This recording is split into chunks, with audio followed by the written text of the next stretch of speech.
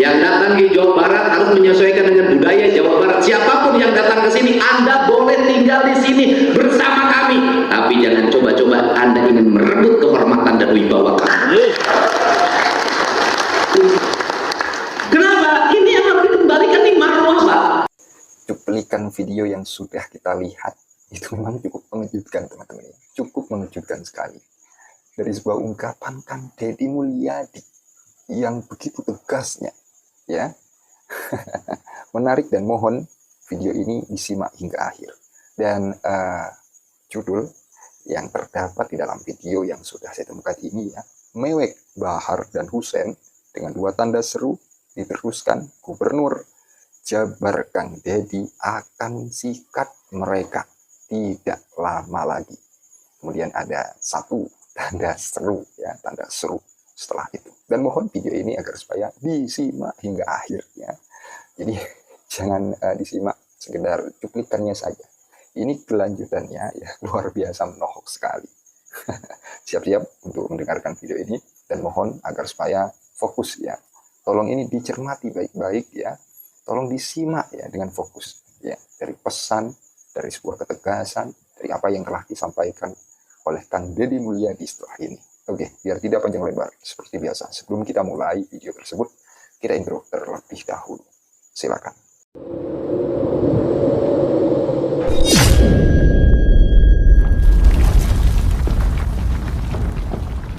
Rangkaian pilkada dari mulai kabupaten, kota, gubernur udah selesai. Jawa Barat sudah keluar pemenangnya secara quick count. 62% suara dimenangkan oleh Kang Deddy Mulyadi dan Kang Erwan. Dan itu angka yang sangat fenomenal, belum pernah terjadi, tercatat di dalam sejarah perpemiluan di Jawa Barat. Maksimal biasanya 35%. Gitu ya. Ini angka yang sangat fenomenal. Pertanyaan kita, kenapa sih Kang Deddy selalu dibenci oleh orang-orang seperti Bahar Smith, seperti Husein Alatos? Ingat kan di awal kampanye dulu, bahkan sebelum kampanye, betapa pongah Husein Alatos menyerang habis-habisan Kang Deddy Mulyadi. Betapa pongah Bahar Smith menyerang habis-habisan Kang Deddy Mulyadi di Purwakarta. Jangan harap Purwakarta bisa menjadi kota santri selama masih banyak kemusyrikan di kota Purwakarta, saudara-saudara. Jangan harap. Jangan harap potong lidah saya. Mungkin kalau Ustadz saya jawaban nggak berani untuk nyebut nama. Kalau saya sebut Deddy Mulyadi, saudara-saudara.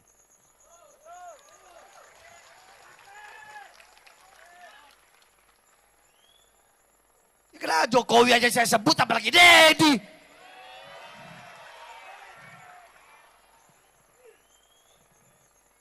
Betul, betul, betul. Saya nggak ada urusan, saya nggak ada urusan, nggak ada urusan saya. Iblis saya makan kok. Deddy lagi. Dengar-dengar mau nyalon gubernur dia, mau nyalon dia ya, dengar-dengar. Kalau dia sampai jadi gubernur, kemarin Purwakarta jadi kota kemusyrikan. Kalau dia sampai jadi gubernur Jawa Barat, maka Jawa Barat akan dia bikin jadi apa? Jadi daerah yang penuh dengan kemusyrikan, saudara-saudara. Makanya yang kayak begitu harus ditumbang. Harus ditumbang. Saya mau tanya, tantangan iman di zaman sekarang, saya mau tanya, besar atau kecil? Yang sering ngerusak iman umat ada atau tidak? Ayah apa loba? Ayah apa loba? Apalagi di Purwakarta, betul? Betul? Betul? Saya mau tanya, di Purwakarta yang sering menebarkan kesesatan ada atau tidak? Ada atau tidak? Saat jadi bupati di Purwakarta menebarkan kesesatan dengan berbagai macam perayaan, ada atau tidak? Ada atau tidak? Mau jadi gubernur, lo mau nyebarin kesesatan satu provinsi. Saya mau tanya, kalau yang kayak begini biarin apa lawan? Biarkan atau lawan? Saya mau tanya, warga Jawa Barat rela tidak gubernurnya suka kesesatan? Rela atau tidak? Rela atau tidak? Takbir! Di Purwakarta, saudara, bebeakan nyerang. Nah, kenapa? Karena tahu Deddy Mulyadi itu berpotensi bakal menjadi orang yang memicu, memantik kesadaran kebudayaan seluruh orang Jawa Barat, dan mereka nggak suka. Kenapa? Karena selama ini merasa mereka bisa mencengkram warga Jawa Barat, dan itu ya, padahal untuk kepentingan politik kelompok mereka, mengatasnamakan agama, mengatasnamakan Islam. Kang Deddy paham itu, dan Kang Deddy melihat bahwa ini adalah problem, bahwa ini adalah penyakit. Efeknya apa? Masyarakat Jawa Barat kehilangan adab dan akhlak serta budayanya hilang gara-gara mereka. Ada tokoh mereka yang diagung-agungkan sampai mengatakan campuracun terhadap sampurasun. Gila nggak kira-kira? Dan warga Jawa Barat itu dulu betapa sampai kemarin-kemarin tuh mengagungkan banget, padahal sudah jelas menghina ya budaya Tatar Pasundan.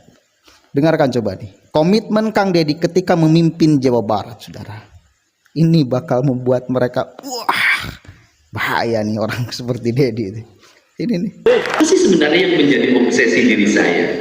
Obsesi diri saya itu ada dua sebenarnya. Yang pertama adalah obsesi ideologis. Obsesi ideologis apa? Saya ngerti bangsa ini dibangun dengan landasan Pancasila. Saya ngerti bangsa ini dibangun dalam landasan konstitusi Undang-Undang Dasar 1945. Dan itu sumpah setia seorang tentara, sumpah setia seorang Polri. Tetapi saya melihat dalam perjalanannya bangsa ini mengalami penyimpangan ideologi, bahkan ideologinya pudar. Makin kesini orang makin tidak punya keberanian untuk menegakkan Pancasila secara benar. Kenapa? Bukankah Pancasila diucapkan? Tidak, menurut saya. Pancasila diucapkan, tetapi banyak sekali di antara kita yang melakukan pembiaran, terutama di Jawa Barat, pada orang. Untuk apa? Untuk setiap hari berkata, bertindak atas nama ideologinya sendiri. Dengan apa? Dengan mengecilkan, dengan menghadri, dengan mencaci maki ideologinya orang lain dan dibiarkan oleh negara. Sehingga ketika kemarin ada debat tentang intoleransi di Jawa Barat, saya katakan orang Jawa Barat itu toleran. Toleran pada intoleran. Kenapa? Orang Sunda mangga sok badai ngadang bumi di dia mangga. Di dia mangga. Mangga. Mangga. Mangga terus. Empek. Mangga. Empek. Kerangga ini cocok. Kalau apa? Kalau hidupnya sama orang Sunda lagi. Nah, apa sih ingin dikembalikan? Saya ingin kembalikan kembali, nggak boleh lagi di Jawa Barat nanti ada orang di depan publik, bukan kewenangannya caci maki orang, menghukumi orang, menghujat orang seenak perutnya, seolah-olah tidak ada aparat di sini. Saya nggak mau. Kenapa? Yang datang ke Jawa Barat harus menyesuaikan dengan budaya Jawa Barat. Siapapun yang datang ke sini, Anda boleh tinggal di sini bersama kami. Tapi jangan coba-coba Anda ingin merebut kehormatan dan wibawa kami. Kenapa? Ini yang harus dikembalikan di marwah, Pak. Karena ancaman terbesar bagi bangsa Indonesia ke depan adalah penyimpangan ideologi yang akan merusak dan menghancurkan bangsa. Tidak disadari. Nah, ini ideologi harus mulai, kita harus kembali pada ideologi Pancasila. Pada ideologi Pancasila, orang tidak boleh menghukumi orang kalau tidak ada dasar hukumnya. Nggak boleh lagi orang, mana kafir, nggak bisa, Anda nggak punya dasar hukum. Mana musyrik, nggak bisa, Anda nggak punya dasar hukumnya. Anda nggak boleh bangun ini, nggak ada dasar hukumnya. Untuk itu ke depan, aparat harus bertindak tegas pada siapapun. Setiap orang berbuat tanpa dasar hukum. Kenapa? Nanti akan diikuti. Nah, kalau dibiarkan, makin lama makin besar, mungkinnya gedean. Suatu saat Anda akan, negara akan kehilangan wibawa. Kenapa? Pemimpinnya kalah.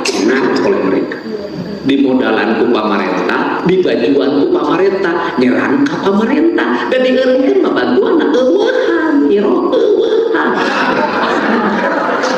Memang aing teh nyaho aing kabeh. Di mana tuh usahana di mana? Jelas nggak? Sepakat nggak terhadap apa yang disampaikan oleh Kang Deddy? Saya sepakat banget. Kenapa? Karena faktanya Jawa Barat selalu mendapatkan peringkat pertama sebagai masyarakat yang intolerannya tinggi se-Indonesia.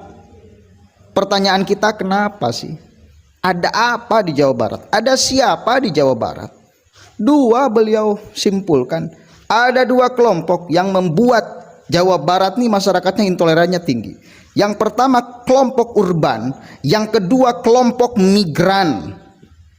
Dua kelompok, kedua-duanya bukan asli Jawa Barat, bukan asli Tatar Pasundan. Mereka yang datang ke sini, maka beliau sampaikan, silakan Anda mau tinggal di sini, tapi mohon jangan kau rusak adab akhlak, jangan kau cerabut akar kebudayaan orang Sunda.